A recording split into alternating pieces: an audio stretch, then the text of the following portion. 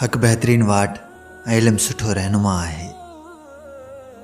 पंहिंजे वाजिबी हक़ वठण में कॾहिं बि कोताही न करियो, अलबत्ता ॿियनि जे हक़ फॿाइण खां बचो। नेमत वारनि ते घटि में घटि हक़ उहो आहे त धणीअ जे नेमतनि करे धणीअ जी नाफ़रमानी न करे। हक़ ॻाल्हि चए त जीअं गनीमत हथ अचे ऐं पंहिंजे अमलनि खे ख़ालिस करियो त जीअं सआदतमंदी मुंहुं ॾेखारे। हक़ खे लाज़िम झल जो हू क़यामत जे ॾींहुं हक़ वारनि जी जाइ ते तोखे लाहींदो। हक़ टिनि शयुनि में आहे, क़ुरान शरीफ़, हदीस रसूल ऐं सुन्नत नबवी।